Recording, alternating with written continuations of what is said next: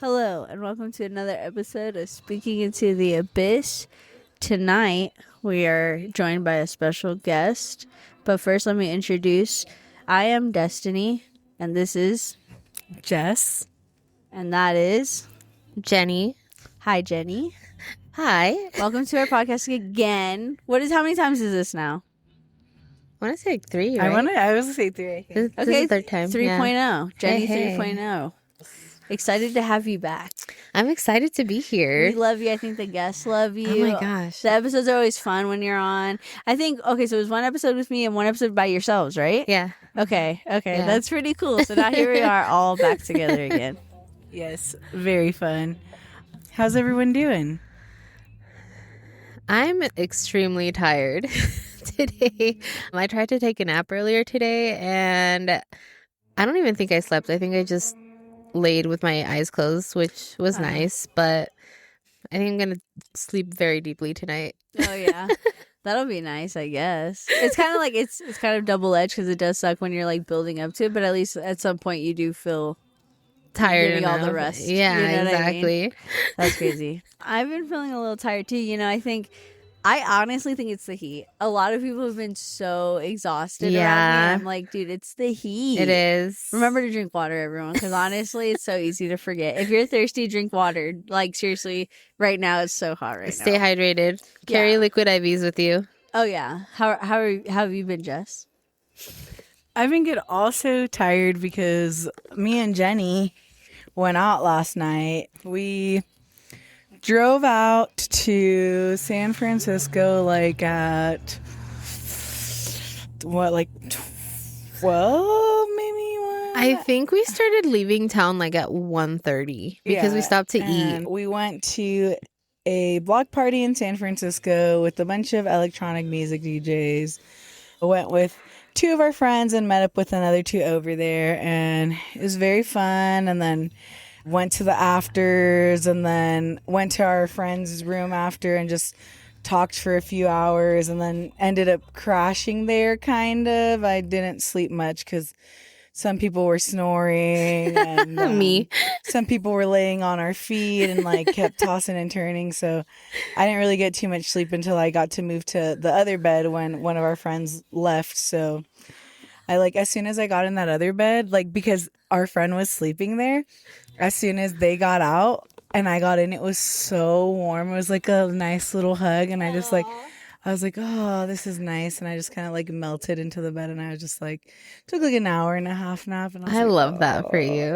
I was like, dang, people warming up your bed is nice. Cause it was a little bit chilly in the room. I think the air was on, but not on high or anything. Just No. and It's like a steady breeze in the room. yeah. So it was fine.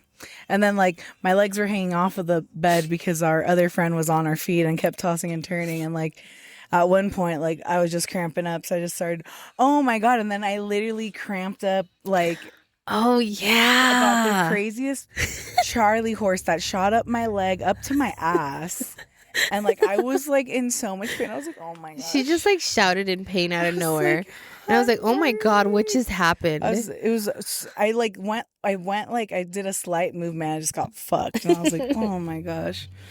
But yeah, we drove back today, and the drive back was rough. The last 40 minutes, I was like, yo, I gotta get some caffeine. I'm not gonna make it. So got some caffeine pouches, popped 2 in, and made it home, and just been doing a few errands, and now we're here. So I still haven't slept. I have a little bit of a headache, but it could be from the lack of sleep or all the caffeine I've had today. Maybe both.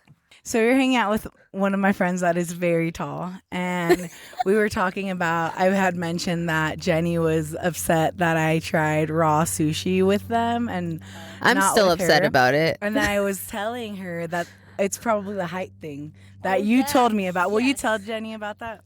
They say, No. yes, that people tend to trust taller people more than shorter people.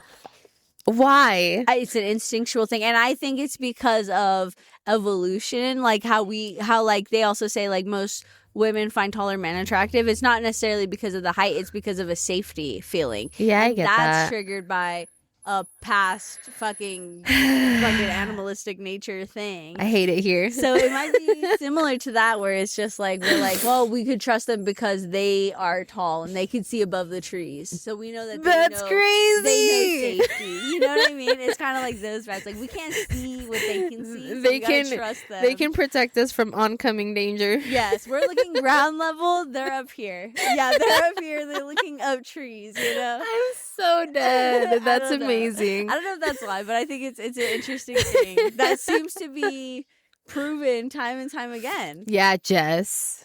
Crazy. Jess is just giving into the, what is that called? Like the stereotype. No, Yeah. honestly, I've spent years trying to have her eat nigiri with me. Years. You know, sometimes you just feel safe. And she went to. That's crazy. I felt safe and brave. That's Safe crazy. and brave. I did. I did. They created a space for you to feel like you could try it. Yeah. Well, and it's like I'm in shock. I'm in utter shock right now. I Crazy. I don't know. I think it almost feels like peer pressure sometimes from Jenny, because like Peer pressure? I'm sorry, I don't know why it feels like that. And I think that like my friend was so like chill about it, like, oh yeah, like try it if you want, like, or not. I was like, okay. I Felt literally like more of a choice. I literally just order nigiri and I leave it there to see if you want to at least try it. And you're like, no. Yeah. And then She goes pushes the plate towards me. Are you sure? and then she goes to sushi with a tall person and decides she wants to finally eat The it. tall person told her it was safe to try. And she Crazy. believed him. Crazy. I did. And wasn't it good? Crazy. It was. Eel is actually my favorite now. And here's the thing, like, I'm low-key a little bit upset, too. Not because, like, I wanted it to be your experience with me or anything like that. But I do think I have definitely offered in a polite and safe way. Yeah. And for you to say that when a tall person does it, it's just more believable is kind of insane. It's because we're short. I don't even remember if you have or haven't offered it to me, because I feel like also you and me do not even go to sushi that much. But when we have gone to sushi, I've definitely gotten raw, and so has my partner. And we would have definitely offered. Or maybe you guys just respected me and didn't even try because you know I was going to say, ew, no thanks. I do, but I feel like there has to be at some point I had to have at least offered. Yeah, maybe the first time, and then you're like, oh, I'm going to respect her now. I'm going to respect her boundary. But doesn't that make you feel safe? So why haven't you tried it around me? It's because we're short. Well, Very- haven't been there again. Very, very stereotypical of you. Sorry. Maybe I should Just wear, like a tall platforms person. Next time I'll be like, yeah, heck yeah. You know what? You Next. know what? Now that you mention it, every time I've worn platforms, Jess respects me a little bit more. Oh my You know, God! Now stop! that I think about it, when I'm on my third step at my house, she talks to me a little bit differently. Oh my God! That's crazy. I'm gonna start wearing my platforms now. I never take mine off now because I don't want You That's guys are so crazy. funny. And get me You to guys are so 5'5" a little funny. more often. That's funny. Oh my God! So, did you guys know all the DJs that were going to be at the after party or no? Or at the show or whatever it's called that. Yes and no. I knew like 3 DJs that were at the main party. No one at the after party. We were not getting tickets to that. We got bumped up to. They added the after party. It was like your After ticket the has been fact. updated, and I Yeah. think they just didn't sell enough. And we're like, at least we can get people in here and make money off of the bar and stuff. Yeah, because it did kind of look a little bare in there with like the crowd that was already in there. Do you think it's because of who the DJs were? Maybe, but also we were at the secondary stage, and there was like not that many people in there, but in the main room it was packed in there. Yeah, yeah, it was. So definitely a different crowd. It was a lot of like rhythm, headbanging, and then like some weird kind of sounds. Experimental rhythm, possibly. I don't know. It was yeah, I guess you could I call know. it that. I don't know. We were there for like a song. Overall, out of 10 experience, what do you guys think? I would give it a solid 8 out of 10. Pretty high. Yeah. I give it an 11 out of 10. That's crazy. That's exceeding 10. That's Yeah. That crazy. should be impossible. It should be, because I was a little mad. What were you mad about? I should not be hearing house when Okay, I yeah, shouldn't be hearing house. Yeah, Jenny had this weird thing about like I shouldn't be hearing house, but literally, that's weird because she actually likes house. I love house. House is how I got into electronic music. Like, that was my introduction to But that EDM. was not the expectation. But that's not what I was expecting. But Jenny didn't know what to expect, so I don't know why she was acting surprised. Because, like, why are you going to have house along with rhythm? How did you, when you walked in, you heard rhythm, you were like, this is it for the rest of the vibe? I was like, rhythm, bass, experimental bass, like dub, whatever, cool. Like, Okay. I'm down for it. But And then some DJs started throwing in some house in there, and I'm like, why am I jumping around right now? right. Like, You're this. mad about that. Yeah, I was like, I shouldn't be hearing house right now. I'm not at a house show. I feel like you didn't feel that way at the Unts, though. I felt that way at the ends too, Oh, you didn't voice your opinions about it. because I was hanging out with my friends. I was just having a Okay. good time. That's what Yeah. I'm saying. That's why mine was an 11 out of 10. But also, yeah, I was gonna say, but also that's like a thing that a lot of DJs do. It's very rare for a DJ to play a set that is strictly one form the whole way through. Not really. I was gonna say, who would you say plays the one style all the way through? I wouldn't say like the one style, That's but what like I'm saying. variations of the same style. Yeah, but if you're trying to cater to a crowd, especially at like one of those shows where there's so many people, you have to play a little bit of everything to I try to don't see know. what the crowd likes and doesn't like. I don't know, because Like Marshmallow? I don't like Marshmallow. Well, that's what I'm saying. Yeah. Like, is it one of those things where it's like, it's popular, so you're going to play it because, you know, people know it, you know?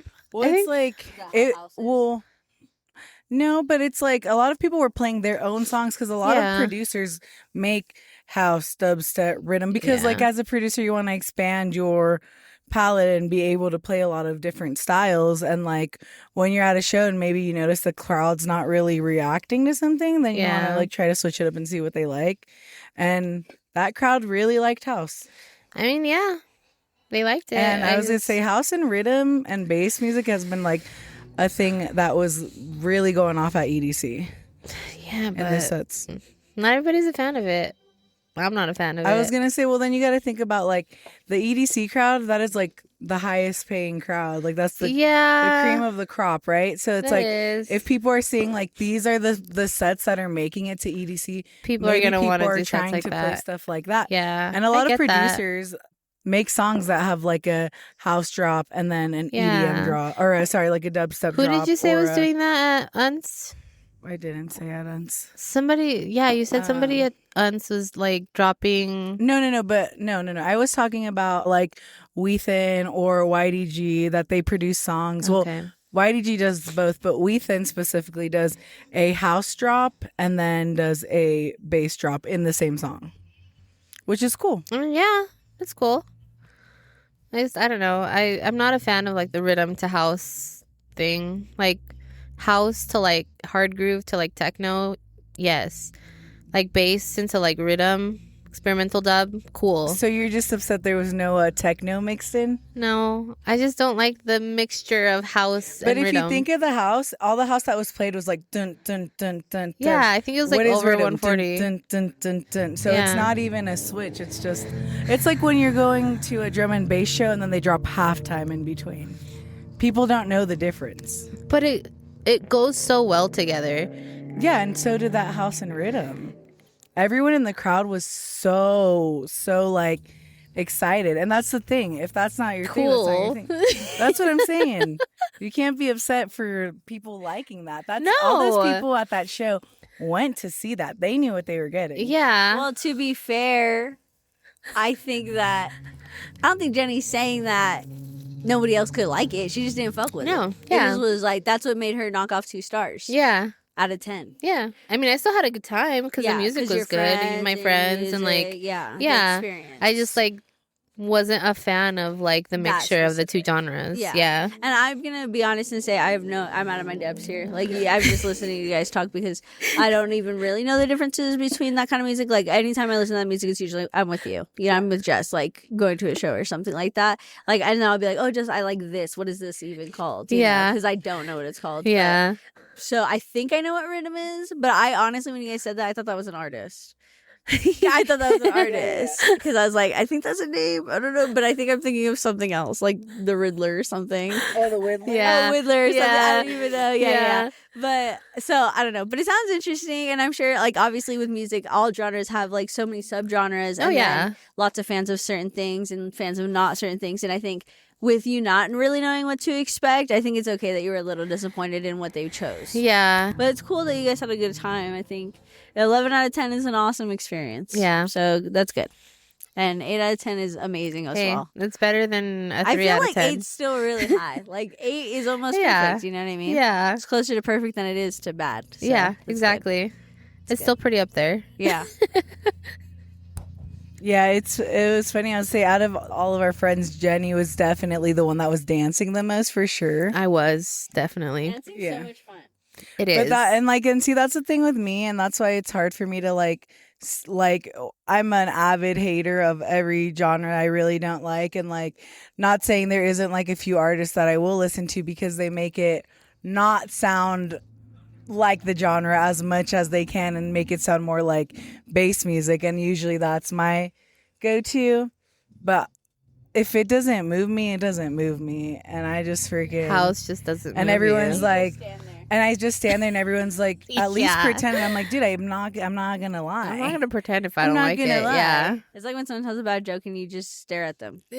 I like that because it's honest. Yeah. And you know what? You shouldn't have to fake it. So I actually Truth. appreciate the honesty. Yeah. Truth. And I don't mean to be mean. It's just this doesn't make my hips move. I don't know what you want me to do. Yeah. I don't get it, but Right. that's okay. Yeah. Cause house is groovy as fuck. It's so good. Well, some house, not all house. Cause then there's that like cotton candy house, and I just can't stand Yeah, it. yeah. We don't know what the fuck you're talking about. It's Jenny. a we don't know what the fuck you're It's like- talking about. Like lollipop to house. Fucking dipped in ice, Hot Cheeto house. hot Cheeto, extra flaming hot. so cotton candy house is not like an actual term of a genre. I just call it that because it's like adjacent to tropical house. Yeah, What the we see, fuck? dude. That's what I'm saying. I fucking hate saying I'm tropical lost. house. Listening to Jenny right now, it's like what is it Banana like? Breeze house. Like Strawberry daiquiri. you're like, Hey. listening to Snoop Dogg talk about weed or something. You're like, oh yeah, Sure. Learn about space and all this other shit. yeah, Yeah. definitely. I seen the moon before. I've seen Venus in the sky. That's so funny. That's crazy. Oh my gosh. All right, well now that we're done with the laughing, the real reason we invited Jenny today Oh. What? was What's the real reason? I'm trying to get this hair off of you. it's tickling me. Sorry. It's okay. Was because we wanted to talk about a topic. Oh. Why are you saying, oh, you know what it is? Don't sound scared. I'm very scared. The topic is us all being firstborns, older sisters, older sisters, and on top of that, being an eldest Mexican daughter. Yes. Okay, yeah. And so we just want to talk about our experiences with that. So Fun. kick it off, Jenny. Oh my gosh. Okay. Start with how many siblings you have and all that. Okay. I have 3 siblings. I'm of course the oldest. I have 2 younger brothers and a younger sister. I have one brother who's 25. I have a sister who is 17 and a younger brother who's 15. So we're 14 and 16 years apart. Do you remember when they were like each born? I remember when my younger sister and my youngest brother were born. Mm-hmm. My younger brother, kind of. Okay. Like, I do have a core memory of my mom, like, going into labor Mhm. and her dropping me off with, like, my babysitter, and then, like, my babysitter taking me to school that morning, and then picking me up from school and taking me to the hospital to, like, meet my little brother. Yeah. But, yeah. I think I had, like, the typical eldest daughter in a Mexican household with my younger brother. What does that mean for you? So I would say, like, in a typical Mexican household, being like the eldest kid, you're given a lot of responsibilities at like a very young age. Mm-hmm. So a lot of the time, like, you're left basically half raising your younger siblings, kind of being like a voice of reason for them and like making sure they don't fucking kill themselves using the stove or something. And do you think? Why do you think that is? I think Mexican parents specifically, I would say mostly the immigrant parents do rely on like their oldest child for help, Right. because they're usually always out working.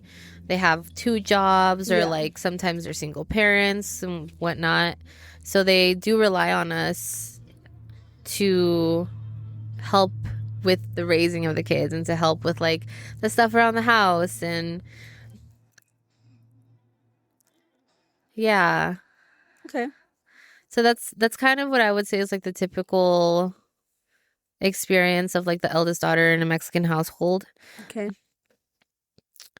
But yeah, and then my other 2 siblings, they're with my dad and my stepmom, so I didn't really have too much of like I guess like a hands-on experience with that. And with my mom, so I'm technically considered first generation, but also second generation Mexican American, because my dad was actually born in Los Angeles. Okay. So he was born in the States, in the States. And then my grandma, his mom, is the one who immigrated here. But on my mom's side, she was born in Mexico. She immigrated here when she was 17. So I've kind of had like the experience of being second generation, but also first generation. And so I've gotten to see the difference between your parent being like a immigrant here, first coming in and like really struggling and needing the help of like Adapting. yeah, exactly, and like assimilating to the culture and everything. And then I also got to experience the second generation part, where like you have a parent who's already established here and who has been established here, who has grown up in the culture, who is like grown up on this side of the border, and then them not really expecting that much responsibility from you. Yeah. But I lived mostly with my mom, so it's like I think I've had just mainly that experience of holding the majority of the responsibility over like my younger siblings. Yeah. Was that always easy for you? Did you ever like have frustrations about it, or was it always just like, no, this is my responsibility? I don't think I started to get frustrations about it until I was older, until I like really started to notice the difference between my family and like families who didn't put that responsibility. Yeah, exactly. Once I like started having conversations with my friends, and once I started to see their family dynamics, that's when I really started to question it, like, oh, maybe this wasn't really my responsibility.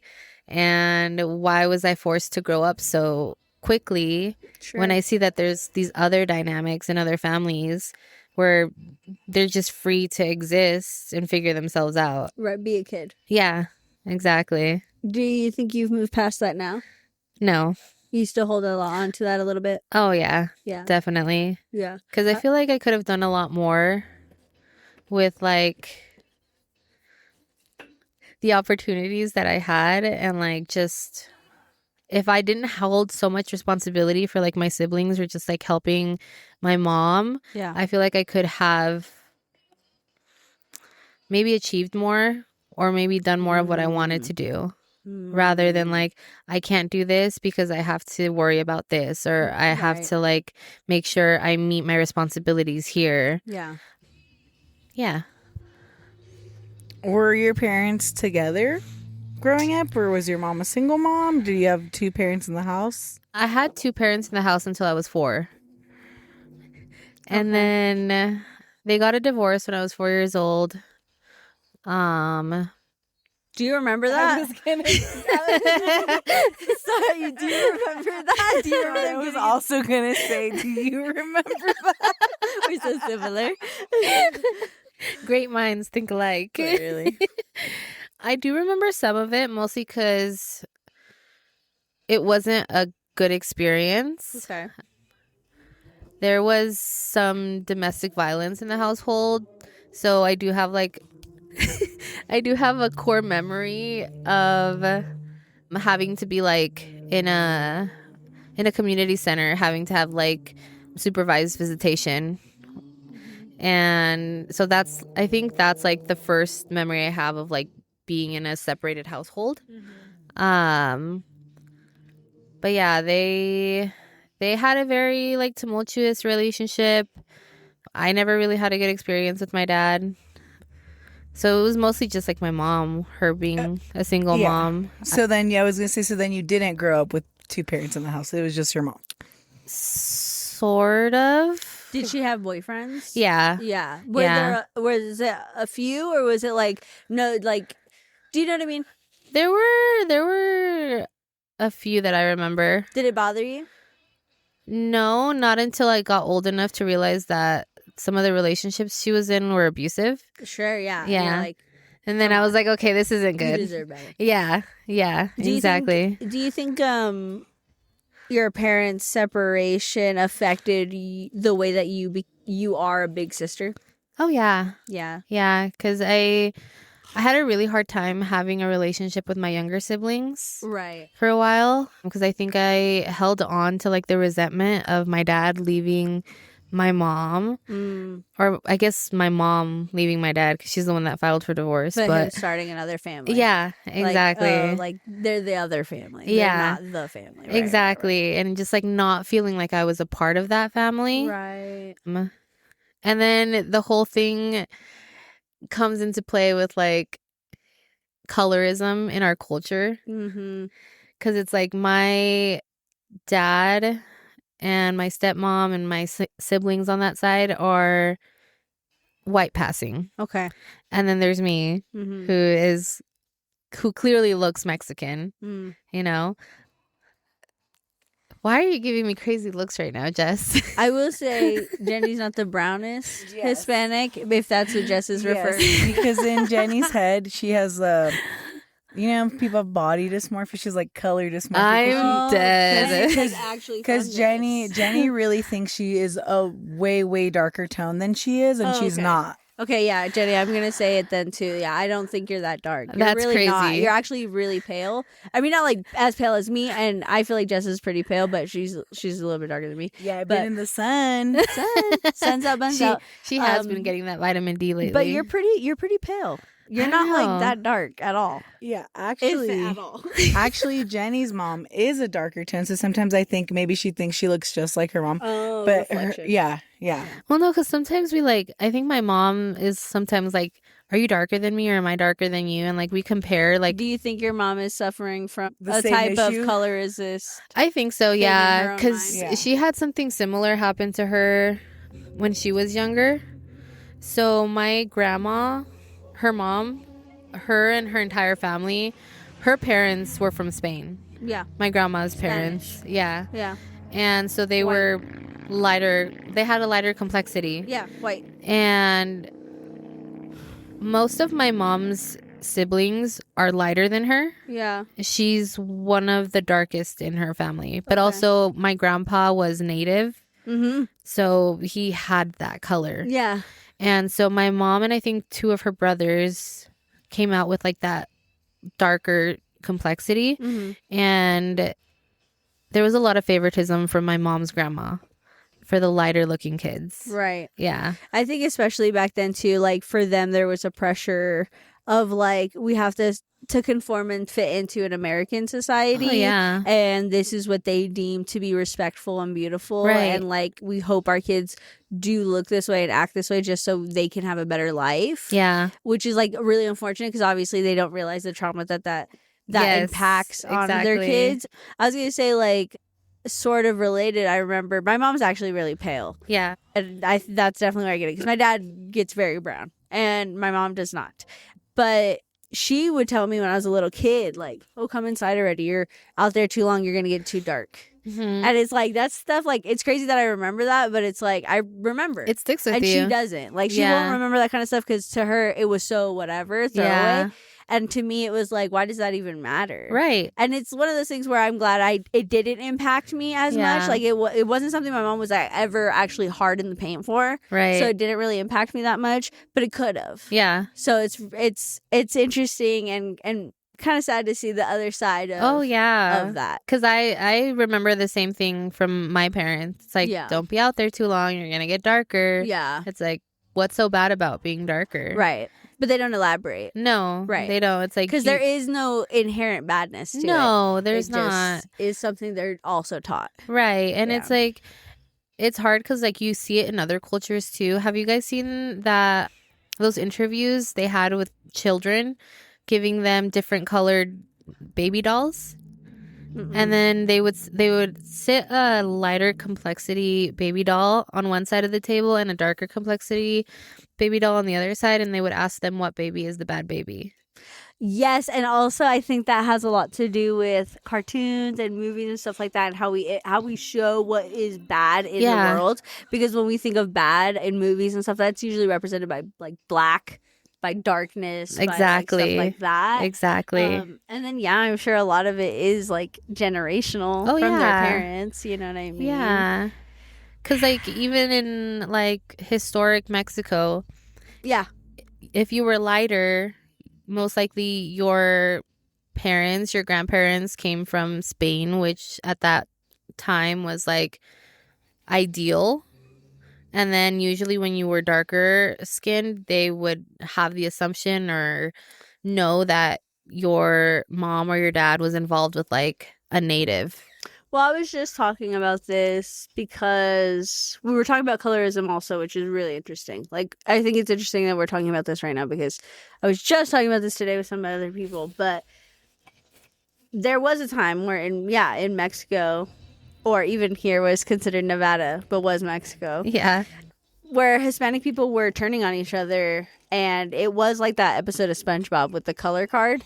And it kind of was that. And it was like, oh, if you're pale enough, you can pass. Yeah. And if you can pass, fucking pass and step on everybody's heads. Yeah. Like, fucking shit on this guy because he's browner than you, because it'll make you look better to them. Yeah. And that's like definitely carried on generationally. Oh, yeah. For sure. And I think it's a trauma response and it's unfortunate. And like, that's why we have to be the ones to break those curses. We can't believe in colorism. We Yeah. can't see ourselves differently than how we actually are. Yep. If we want to actually change how Right. the world is perceiving these Yeah. things. You know what I mean? We Yeah. have to start with ourselves. Yeah, see, I don't have any of that because my mom was never like that. It was never, And see, there's also that side of the spectrum where like you see parents not like pushing that onto their kids. Yeah. And you see that it is possible to like not pass on like these, I don't know, these traumas or like the dysmorphias that we have. It's very easy to stop that pattern and not pass it on to your kids.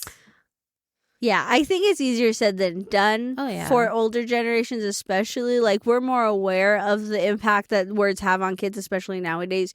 We Right. like back then like a lot of kids have flat heads because they didn't fucking pick them up ever. They thought it was better to like keep them laying down forever. Yeah. So it's like we learn, we adapt, and it's unfortunate Right. that it has caused issues that it's caused now. I was gonna say I feel like I had a fucking thought and I lost it, but it'll come back. It always does. yeah, it usually does, right? But it's like one of those things where it's like, oh, you can learn colorism from not your parents. Oh, yeah. That stuff can be from other kids, or it can be from literally TV. Media. Like yeah. literally, there's an episode in all the '90s TV shows about a colorism. Oh, thing, yeah. you know, or some type of like a lesson about it. Yeah. and you can take that either way as a kid. Oh, yeah. You just have to have the right guidance. If you don't have someone guiding you or someone telling you the right things, then of course you're Yeah. gonna make the wrong choice. Yeah. 100%. That's how humans work, or whatever. Yeah. I mean, we just had a situation like that with my niece Yeah. because I think we're all very aware of not to like pass on negative thoughts to my niece. Sure. And so we try not to like speak negatively about ourselves around her or like speak negatively about like her image to her. And one day she was just talking, I'm going to get so emotional talking about this. She was talking to my sister-in-law and she was watching a YouTube video. And it was of this white girl with blonde hair. And she was like, that's how I want my hair to look. That's what I want my skin to look like. And like my sister-in-law was telling me this, and I'm like, what the hell? No. Like, she cannot learn this hate for herself or like dislike for herself from like outside sources. So then we like made the conscious decision to start, I guess, like complimenting her image as well. So when she gets out of the shower and they leave her hair natural, it gets curly. Mm-hmm. And so when we see her walking around, we're like, oh my God, I love your hair so much. I wish my hair was like yours. Just to like boost her self-image. Yeah. For sure.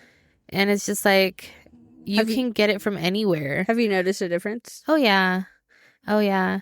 Because like, I've tried to like let my hair be more natural lately, just because like my hair is very naturally curly, and I like heat treated it for a very long time because I was not a fan of my curls either. Really? And so I was like talking to my niece a couple of weeks ago, and I don't remember how the conversation started, but she said something about like, is my hair gonna be curly and pretty like yours? And I'm like, yes, it's going to be. Because like you have to compliment them. Like, I know image isn't a big thing, but like with kids, it's like you have to make sure you instill that in them. Yeah. That your image as it is amazing. Right. You don't have to change it to feel any better about yourself or to be better. Right.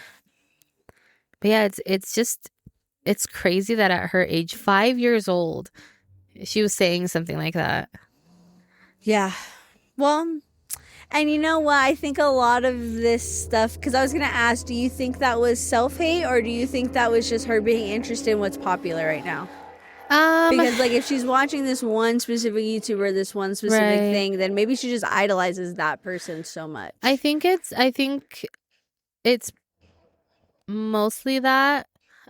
But I also think if it's not caught early on, it can turn into self-hate. Yeah. Okay, I see what you're saying. Yeah.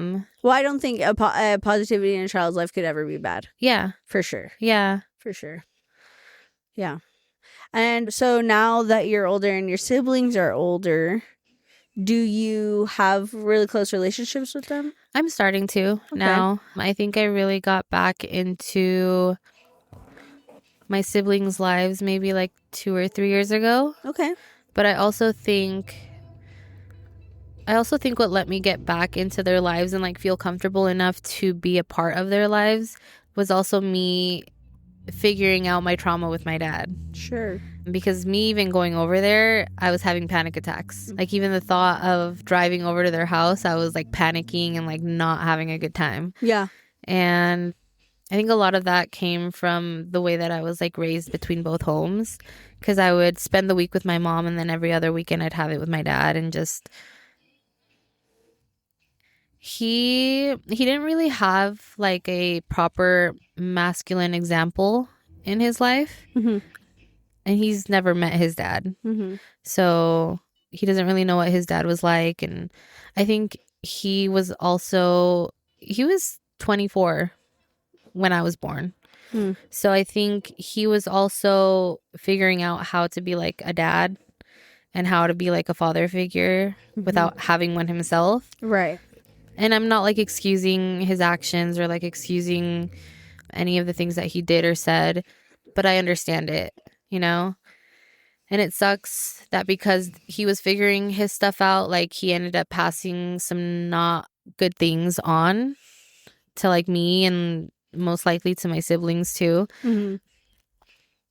But yeah, I think figuring all of that out and being able to coexist with him in a way that I'm not like anxious to be around him has let me get back into my siblings' lives and has allowed me to like be in the same room with them for an extended amount of time. Okay. Yeah. That's good.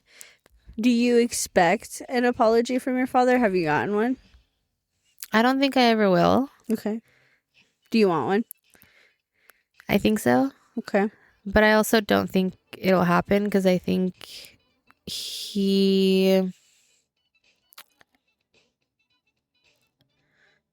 how would I word this? I think in his head, it's all kind of in the past? No, not excused, but like there's a word for it. Made up, amended. No, like there's a reason for what he did or for why he was the way he was in his head. Sure. Yeah. And would you ever have a conversation about it with him and say point blank, like, this is what I feel and I would want an apology? I think I would be open to it, but I also think I have to figure my relationship with him out a little more before I like decide to have that conversation with him. Yeah. Would you ever invite him to have a therapy session with you? Maybe. We tried that when I was in high school. Well, I mean, now that you guys are both older and wiser. Yeah, maybe. I mean, I wouldn't be opposed to it. I think if I had that conversation with him to like come to a therapy session with me, I think I feel like I'm in a safe enough spot with who my therapist is for me to be able to have that conversation openly.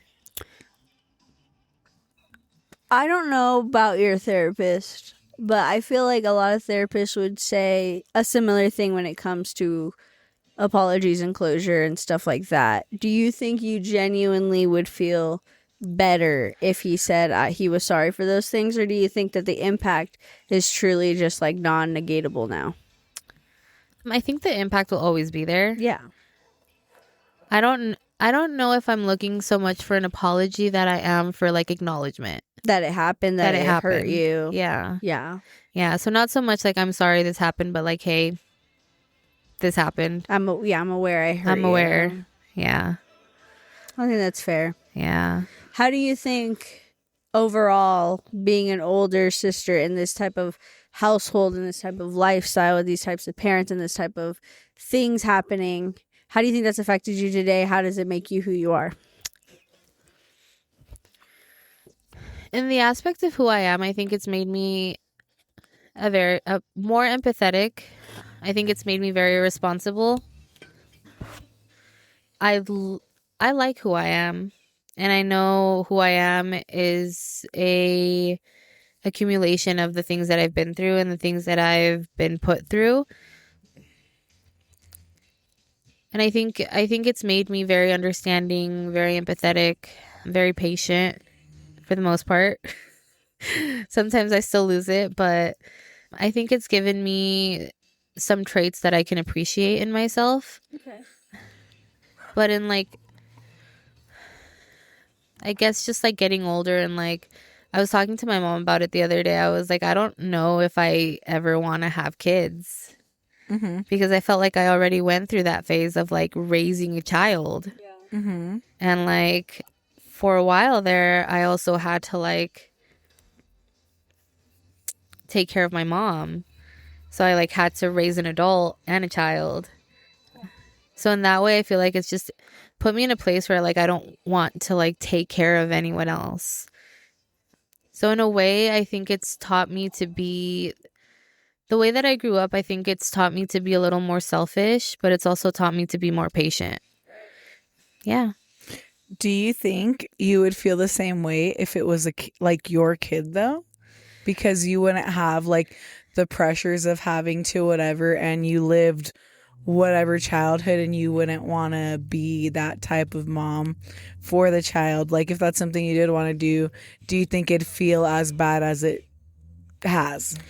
I don't think so, because I've played with that thought too of like actually having my own child or like having kids of my own.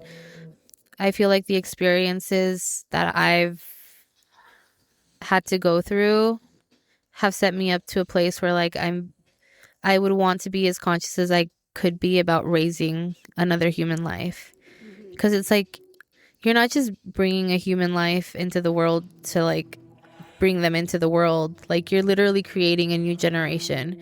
And it's like if you're going to bring life into this world, you know, you want to set them up for success, but you also want them to be a kind human. So Yeah. I feel like if I were to have my own kids, I would be very conscious about what or how I speak to them, how I raise them. I guess just the type of person I put out into the world. So, you know that I feel like you're putting a lot of pressure on yourself in this hypothetical scenario. Yeah. Where you're having these hypothetical kid because like, you know, even kids who've never experienced anything bad in their life, that is a trauma. Oh yeah. That's a trauma in itself where Yeah. they literally can't function in the world because they don't know what feeling bad right. is like. Right. There's no perfect parent. No. There is no right things to say or good actions to do or anything like that. Right. So I feel like we could always pre-plan, but really I feel like the most important thing about being a parent is being present. Yeah. 100%. Yeah, well, because even like the most present and best parents, like that do everything right, their kid can be terrible. Oh, Like, yeah. You know what I mean? Like, not even they do everything right, and then it's still a bad experience. I was gonna say, like, yeah, you're right. Sometimes, I mean, sociopaths are born that way. Right. That's not something built. So you can try your hardest, and your kid still Right. comes out a sociopath, kills people, doesn't kill people, just Right. hates themselves. And that's The other thing too. You want your kid to be happy, but you can't help mental illness. no, That's a chemical exactly. imbalance. Yep. And it's just one of those things where being aware is the only thing you can really do to be Yeah. like, okay, how do I prevent them from hurting themselves, or how do I Right. prevent them from this getting worse, or whatever. Right. It's not, because I feel like you're right. There is a huge responsibility when It obviously when is. you're bringing a kid into the world, you are responsible for the rest of their life. I don't Yeah. think it stops when they're 18. No. Or when they move out of their house. I think it's No. like for the rest of their Yes. life. That's your child. and So, that's exactly what I say. yeah. Like, if you're gonna have a kid, like, you're responsible for them for the rest of your life. Yeah. Like, up until you are on your deathbed, you are responsible for them because you brought them into this world. And Jess seems like she has a different opinion. I don't agree with that because, sure, in the beginning, but like, it's like, I don't know. You as an adult right now, you do what you do. Yeah. Do you think your mom should be held responsible for every single thing you've done? I wouldn't say being held responsible. Because that's kind of what it's coming off as. Okay. And it's like, you grow up and you're your own person, and it Yeah. doesn't matter what your mom or dad did. Right. You have to be accountable for yourself and your decisions. Yes, definitely. 100%. So, but then, like, you know, like, if you're out of the house, like, it's not your parents' responsibility to care and take care of you. No. So then, like, you know what I mean? I think it comes down more to, like, yes, as an adult, you should be responsible for, like, your own decisions, your own actions. But, like, at the end of the day, if I'm going to have a kid, my kid doesn't live with me anymore. Say they're, like, 25 years old doing their own thing. I still have a responsibility to them. I'm going to call them. Are you good? Yeah, 'cause Are I you was gonna okay? say, I don't think that's what we were necessarily talking about. I don't think the Yeah. conversation was like, are they responsible for my actions and what I become and what I do? Just that they have a responsibility to be my parent for the rest of their life, like to be Yes. there in case I need them. Exactly. Whether that be emotional or if I could get really down on my fucking luck. And I'm like, Yes. dude, mom, help me get out of this fucking hole or Yeah. whatever. Because I didn't ask to be fucking put here. Right. And the fact that I got put here when the world is struggling the most is kind of like not fair to me either. And I'm not saying because like my parents don't financially help me, but it wouldn't be shocking to me if somebody's parents did financially help Oh, them. yeah. Because to me, like, that's part of it. That's life. And Yeah. it's a lot of people can't do that on their own right now. And I'm Right. not saying like it's impossible because I think there is a limit. I think that we are responsible for our own human actions. Yes. But I get what you're saying. It's a more of an emotional, it's more of a Yes. like a presence thing. Like a support system. Yeah. Yeah. Which, yeah, but then, like Des was saying earlier, that does put a lot of pressure on you to feel that. Yeah. But if you Be- oh, no, go ahead. Oh no, I was just gonna say like, but like if you just because you're 30 years old or 30 something years old and you might have this like really terrible day where you're just like, holy shit, I don't want to do this anymore. I think that it is your parents' responsibility at some point, like to be able to be called on, Oh, to be yeah. like, hey, I'm scared. I don't know what the fuck's going on, and like I don't know what to do. And then Yeah. because they are your parents, because they have lived that much more life, whether that be 17, 20 something years or more, they have that difference of experience, and they're Right. supposed to be able to be like, okay, I'm here for you. Right, exactly. Do you agree with that or no? Possibly, yes, but what if it's something that your parent never has dealt with? Because I was going to say, thinking about the three of us, I'm the only one who hasn't ever been suicidal or had thoughts like that. And so that's like not something my mom has ever had to deal with. Mhm. And I don't know if like that'd be, you know, like that's a whole different ballpark. So it's like, what I could, which is like obviously the point of this conversation, but like, where's the line drawn? Where's the gray area? Where's the idea of whatever? But for me, like, and I guess that just comes down to like growing up, because I have a great relationship with my mom and my dad, and Right. a good support system within my siblings and my parents, and even Right. aunts and uncles. And like, so stuff like that is like, I've just always felt great and cared for, and like, just know whatever, if I need anything, I could reach out to anyone and I'll be okay. Right. So that's just like a thing. And like, I don't ever think that like my parents or anyone feels like, oh, I have to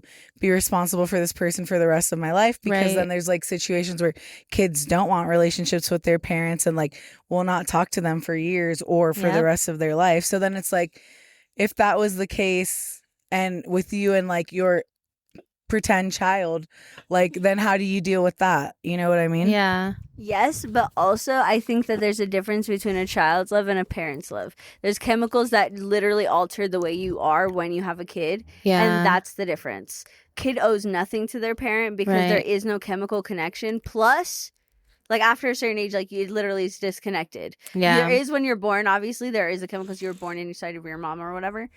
But there is like a disconnect at some point where you become your own adult who then forms other connections or whatever. Right. And I think it's really good that you have a good support system. Yeah. And you always have. My mother has never struggled with those kind of ideations before. Yeah. I was her first experience, and I think it was very Yeah. shocking for her. Oh, I'm sure. I think another thing about teen suicide and teen like ideation like that is that it's a lot of self-pity, and it's a lot of like negative self-talk. Yes. It has literally nothing to do with anyone else. Yep. It's all like a matter of perspective, and the fact that you're hitting this pivotal moment in your life where chemicals are going crazy. Yes. And you're not asking for help because you, whatever reasons.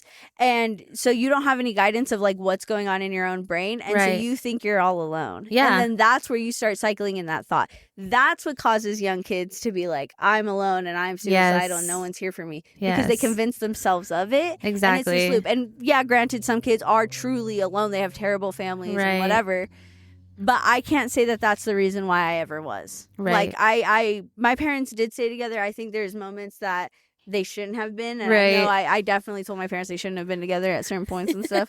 But they stayed together regardless. So whether that was a good thing or a bad thing, that Yeah. was my life. Right. And I feel like for good or for bad, it definitely, they were there regardless. Right. Like when I went through whatever I was going through and they found out, my mom definitely blamed herself. And I Of think that's course. normal because you're like, I am doing everything I can. Right. And I think that that's the pressure we're talking about. Yeah. The pressure to be the greatest parent, that because if your kid does do something bad or hurts themselves or whatever, you would be like, what the fuck did I do wrong? Right. Why didn't they not hurt themselves? Why didn't they end up like Jessica and not Right. ever feel sad? Like, why Right. did they never, you know what I mean? Never have this Yeah. self-pity.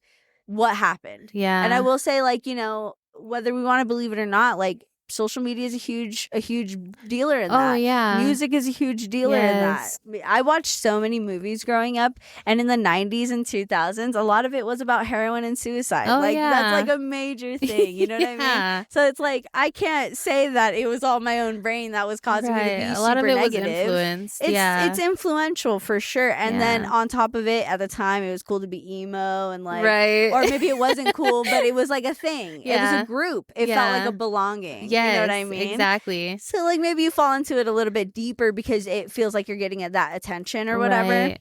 But I think you grow out of that, and if you still have those suicidal ideations or you have those feelings of like wanting to kill yourself, that's like another, that's a different layer that has Yeah. that's what I mean. Like some things have nothing to do with anyone else.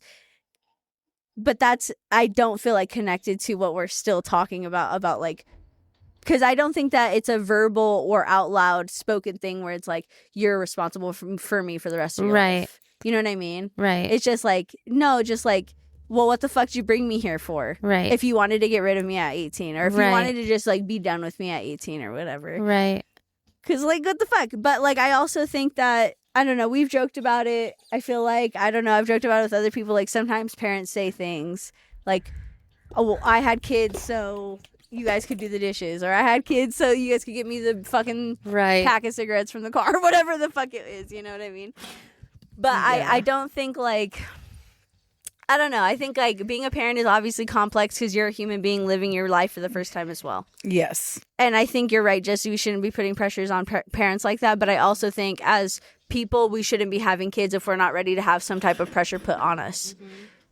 Because that's what having a kid is. It's literally a scary thing. Like as soon as they're born, the chance of them dying just from breathing is like not breathing. Oh. You know, SIDS is a real thing. Yes. It's just like, it's just a thing. Like Yeah. there is just pressure. It Yeah. just is changing. You know what I Yeah. mean? And I think that this is something very serious that a lot of people don't actually take into consideration when Right. having kids. They just think this is the next step in life. I just have kids. Yeah. Or I'm part of the church and this is like my moment in life. I'm supposed to procreate Right. or whatever. Exactly. I don't think it's for the necessary reason of I want to bring a human being into the world so they can adopt their own viewpoints of the world Right. and do things and become their own Exactly. human. It's I want to have my baby, which Right. is so different than I want to have a kid, which we've talked Right. about for sure. So I don't know, but I wanted to ask Jess about how your siblings have impacted you now that you're an adult. They're mean. I'm just kidding. I don't know. I have a great relationship with all my siblings. I love them so much. I'll do anything and everything for any and all of them at any time. On my mom's side, I have 3 brothers and 2 sisters. On my dad's side, I have a half sister, a step brother, and a stepsister. And yeah, I'm the oldest out of all of them.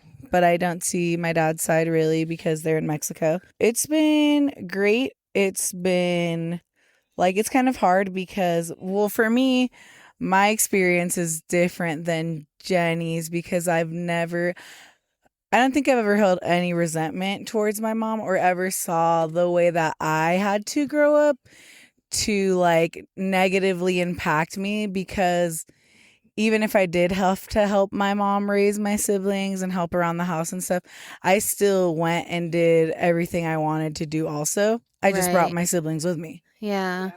And like, I just felt like, you know, like why would I let kids hold me back? Right. I would go out. I'm like, hey mom, can I go do this? Yeah, take your little brother. Me and my middle school bestie, we're freaking downtown with my little brother in the stroller. I'm like taking all the kids in the car. We're going to hang out at my friend's house. Like, I would just Yeah. bring them with me everywhere. And like, that's just like, you know, I just feel like in my head, there's just like no reason why you shouldn't be able to do what you want and still be able to like do whatever. Because it's like the cards you're dealt with and it's like you can't change anything. So that's just what it is.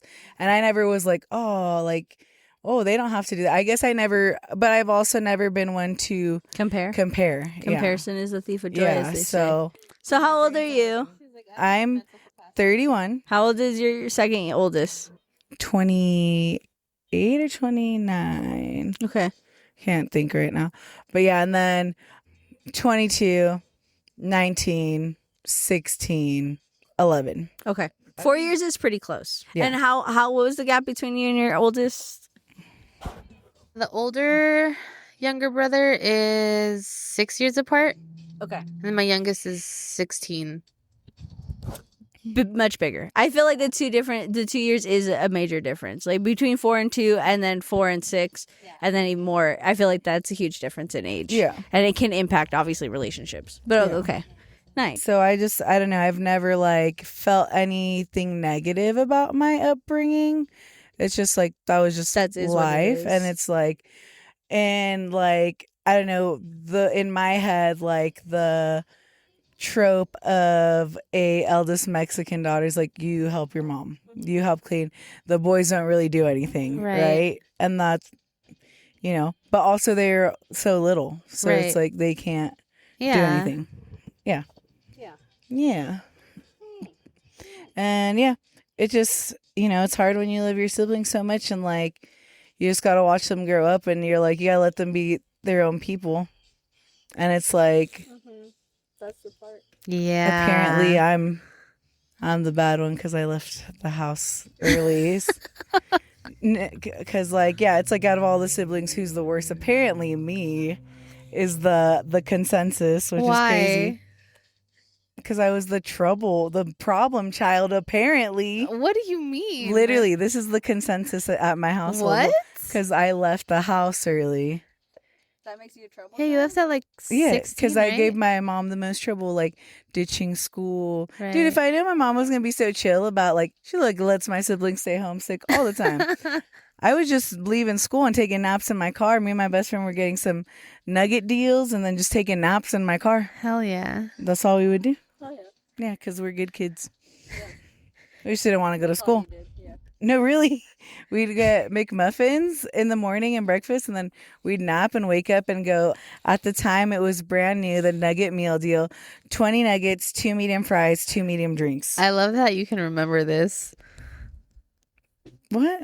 Why would you forget about such a beautiful time? Seriously. I'm a big McDonald's stan. I love their nuggets. I saw the video. I don't care. The freaking... Oh, you haven't seen it? The one that they show you in school that shows you that they're made from whatever extra, whatever. Yeah. Yeah, and that's Super cool. It Size Me tastes... scared me. It tastes good. It tastes... What? Well, I don't know if they heard that. Hold on. Sorry, I was saying Super Size Me was fake, and that's why it was so scary. Because the guy, fabricated a lot of it. But, yeah, when you eat a shit ton of McDonald's, it'll do stuff to your arteries for sure. So that should scare you. But everything he was saying, the weight and stuff like that, and, working out in between and still gaining weight was not true. That wasn't true. He was eating way more than he was saying, and he was not working out as much as he was saying. And it was, really crazy. But... McDonald's is bad for you in large amounts, just like everything else is bad for you in large amounts. So it's just everything eat in the fucking moderation. chicken nuggets. Eat the fucking chicken nuggets because they're bomb. Yes. I was just telling my friends, side note, about chicken nuggets. I was just telling my other friends, I love going to McDonald's with Jess because she'll be like, drop them chicken nuggets fresh. And they always do. And I'm like, she's so brave. That's a thing? Because I'm afraid they won't do it. And I ask for no reason, but they always do it when she asks. I didn't know that was a thing. Yeah, my mom does that. I'm gonna have to do that They next make time I you go to pull off to McDonald's. the side, but it's always worth it. Yeah.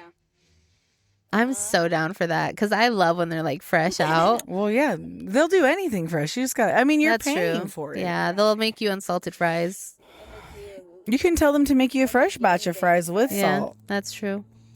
I'm So like, they're you're not the paying. stale ones. They don't want to, but they will. Right. Because the customer's always right, guys. We're in America where the I hate customer corporate America. customer is forward. Ew. Ew. Not ew. If So you're spending your hard worked money, you gotta make sure it's what you want. I guess. But what were you I saying? So what? guess. Oh. Do you feel like leaving home at such a young age impacted your relationship with your siblings? No. No. I don't know how they feel, but I don't think so. Because me leaving, I still go to my mom's house all the time. Yeah. I did, with my ex, that was a thing. You're always at your mom's house. And I was like, yeah, I love my mom and my siblings. Dude, most of the time when I look at your location, I'm just like, oh, she's at her mom's house. Yeah, dude, if I... I'm coming from my mom's house to take a nap. Yep. Yeah. I sometimes I'll just show up to my mom's house and just collapse because I'm so tired and just pass out on the couch and try to keep dude, sometimes when people think I'm obviously I'm not actually collapsing, but people don't understand. I try to get up and I'm so tired that I move an inch and just knock out for a bunch of Yeah. more hours. I just, tired, dude. Yeah, because you're always working, always doing something. Yeah, Don't give your body the time to rest. Yeah, you too. You guys, it's funny because Jenny says all this stuff and she's literally the same. And none of it applies to her ever. We're not talking about me right Actually, now. right before we recorded, we were talking about how she does certain things when she's exhausted. And I was like, oh, are you exhausted all the time? She's like, yeah. Yeah. Yeah. Yeah. Crazy. Jess is like, we only got like an hour of sleep. She's like, that's not true. And she says like an extra hour. It's like that was a huge difference. It We got could. two. It could make a big difference. You never know. That's funny. Yeah, Jenny's definitely more rested. She was definitely car napping a lot of the time. Not on the way back. On the way there, yeah. On the way back, yeah, you were. Jenny does this No. cute thing where she doesn't think she was sleeping. I wasn't. I had Sure. my eyes. I I don't had know. my eyes closed a couple times, It's- but that's that's like- like I was like, I think, I dude, wasn't. I think that's Mexican dad generational trauma. No. It's the dad. I wasn't Stop. sleeping. I was watching that. I was watching that. I was just resting my Literally, eyes. literally, I'm like driving and I can see Jenny through like the mirror and she's like with her glasses like bobbing her head for like 15, 20 minutes. No, And then yeah. she just opens her eyes and she's like, yeah. No, literally, I was just resting my eyes because my eyes were literally burning from having my contacts on for more than 24 hours. Yeah, but like when you Yeah. close your eyes, you still have control of your head. And when people are sleeping, you know, in the car, it's like the little bob. And that's our friend was literally talking about how Jenny was like, Oh my god! No. Dude, on the way there, our friend that was driving was like all over the place. No, well, and also the tires. Well, I don't know if you guys know this or not, but depending on how much air is in your tires, or not, Yeah. the more air in your tires, the more you're gonna feel every bump and whatever. Those tires have a lot of air in them. As Oh. you're driving them, everything moves. And I Oh. was like, and also the freeway 80 going east Oh, it's and back horrible. they're just working on it. There's bumps everywhere. So Yeah. like the driver was probably just going and that was just the road. Dude, And I was then- napping on the way there, and I would like And on the fall way asleep back. with my head upright, and then I would like wake up with my neck hurting because I'm like over here, and then I would just feel myself going back and forth. Crazy you haven't invested in like a neck pillow. I think that every time. They're like 10 Maybe bucks. one day. They're like if you get a cheap one, 5. If you get a nice one, like 10. Yeah. I mean, if I'm gonna buy one, might as well be a good one. Yeah. Maybe I'll invest in one, Yeah. a nice one, You should. nice expensive one. You should. But like Jenny was leaning and her head was still like, it's because when you're sleeping, like no matter how much you lean, you're gonna like, it's like because you lose control of your body. Yeah. You're just moving. Yeah, At least if you got a neck pillow, you're moving and and your in head's like staying a in place. bowling pin You're motion. not waking up with a kink in your neck. Yeah. Yeah. Yeah. Back to what we were talking about. Do you feel like your relationship with your mom changed when you left home? No. No. No. Yeah, like me and mom have always had the same kind of relationship. It's just Yeah. been base level. Yeah. As I've gotten older, like more recently, especially since she listens to the podcast, she knows a lot more about me. But like me and her have had conversations before too about like yeah. my mom's like, oh, I don't think I know you. Like I'm like, oh yeah. Yeah. It's like definitely like something I talk to my therapist about. Like right. just like, they ask you how your relationships are with your parents. Like me and my dad, like my dad was very communicative with me ever since I was a little kid. So I'm like, me and him have a better talking relationship because, Right. he's always been there. Yeah. And I'm a dad stan and a mom stan. Like I was blessed with great parents. And like, I will say you guys are my two friends because out of my closest friends, it's you two plus one. And my other one, both of her parents are still together. Mm. And Destiny's parents are together. Mm. But like out of all of my friends, you two are the ones who definitely have had like not liking your dad. And like Right. that's always like a very interesting and kind of like it always feels like a wake up call for me or like kind of like I guess it's just jarring. Like just to hear you guys like talk or say stuff or like feel a certain type of way because then I forget like not everyone really loves their dad. Not everyone really loves their mom. Like one of our friends this weekend was talking about like how great their mom is versus like their dad is a piece of shit. Like, you know what I mean? Like Right. stuff like that. And it's just really mind boggling that people don't have that relationship. And I think I always forget that. And even with like my mom, like me and my siblings have different parents. And like, I feel like even with that, it never felt like an issue at all. Like, you know, it was just like always a good thing, you know. It was never like, oh, I don't like this guy or anything, you know. It was Right. always like, okay, like it's just like, oh, here's another dad. Yeah. Yeah.